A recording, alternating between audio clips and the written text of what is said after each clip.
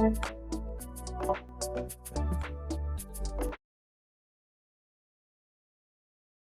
Pareto observation or Pareto principle states that for many events, roughly 80% of the effects results come from 20% of the causes. It is named after Italian Vilfredo Pareto. Back in the 19th century, he observed that 80% of land was owned by 20% of the population. And a Pareto chart is a type of chart that contains both bars and a line graph, as shown on the right hand side. We are using world population data, where individual values are represented by descending order by bars, and cumulative percentage is represented by the line. In the early 2000s, Microsoft has learned that 80% of the problems in some of their products were caused by 20% of the entire pool of bugs detected. And we have to note that this 80-20 ratio is merely a convenient rule of thumb and is not an immutable law of nature. And they have used this principle in many applications and in real world. And they have used it in analyzing customer revenue.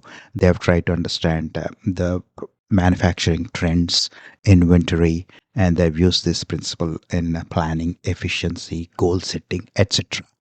And there are various steps which are involved in constructing the chart as shown here. First, you need to arrange the countries in descending order based on their population percentage. Calculate the cumulative percentage population. Use the line and cluster column chart. And you keep the countries on the x-axis and the population percentage on the column y-axis. And plot the line graph showing the cumulative population percentage on the line y-axis. As we have already discussed, the chart on the right shows a few countries, which are also called as the vital few, contribute to the majority of the impact, while the remaining countries have a lesser impact.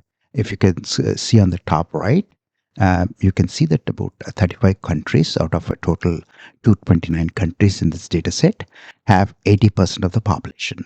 And we will, as we move along, we will try to understand more about Pareto principle by doing practical examples. Let us try to first look at the dataset, and this dataset is coming from Countrymeters.info, and we are going to use the world population by country data. And this particular website looks like they update the data more frequently on a daily basis. And a disclaimer is that less than 3,000 people, any areas or territories or countries, they have not included. So the list has only 229 countries and dependent territories. As you can see, there are various columns up there.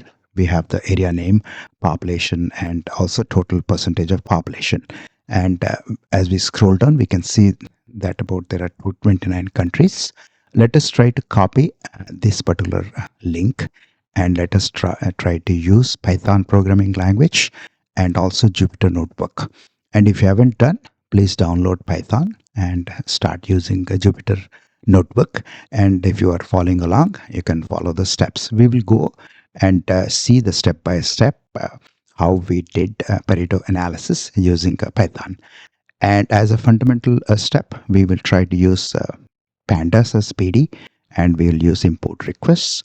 We have already copied the file URL. We'll copy it there.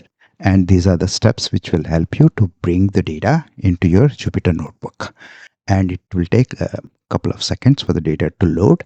Once we load the data, we can see the top two rows. As you can see, there are several columns, and we will try to subset the columns later on also. And we can see that there is a last row which has the total population in the original dataset. We don't need that. We can use df.original.iloc and try to remove the last row. And next step is we'll see what are the data types. By using df.original.dtypes, we can get that data. And also, we want to convert this percentage of total into a numeric. So that way we have a numeric column up there, because that was an object up top. So we have changed that, and we will try to subset, and we'll take only a few columns out of the total columns which we have originally downloaded, and we will rename the column as shown here. We have country, population, and percentage of total. And the original data, the percentage of data is already, percentage of total is already in percentage. Let us try to convert that into decimal. And next step is we need a cumulative population on line y-axis. So we will try to use CumSum uh, method from pandas, and this will return a data frame of or series of the same size containing the cumulative values. Now that we have done, we get the percentage because we have divided that by the total sum, and we have that. And we have all the necessary data, so we will try to use Plotly as an interactive. We can see the interactive plots, and as shown here, I've loaded that. And let us try to first construct the bar chart. This is the syntax, and if you're using Plotly Express, it could be a little bit different, but I'm using the Plotly graph objects. So this is what we need. We need on the x-axis, we need the country. On the y, we have a percentage total. And let us try to see what is there in that array. We can see that we have percentage total and countries and all. And let us try to use go.figure bar. And once we run that, we have a bar chart in a descending order. That is exactly what we want. Next, we will see how we can construct a line plot here. And like I said, you can use any other Plotly libraries also, Plotly Express, etc. This is the syntax for line go.scatter, and you pass x, y, and also you want to name, you can name the cumulative population. Once we run this cell, and we have a line chart as shown here, and this is what we have. So all we need to do is combine both of them, the bar chart and the line chart. So this is how we can do, store it in an object called as figure, FIG. And next thing is kind of a look and feel, right? We want to look at make sure that the size is appropriate. We have a y-axis too, and we have the dictionary and the legend. This you can look at up Plotly documentation. This is exactly the syntax which is used. So we have finally a graph which shows the cumulative percentage on the line and also descending bars based on the country's population. And once we have that, we can kind of improve this layout. We can add a vertical line.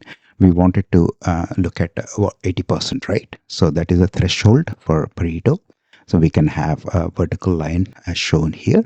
I've used approximately 35, x equal to 35. That is what we have. And this is a vertical line chart. I think that way we have 80% vertical line. And also if you zoom in, as I said, this is an interactive plot. So you can zoom in into various areas too, as shown here. This is what a Pareto chart analysis looks like in using Python. So this is one of the ways to do Pareto analysis.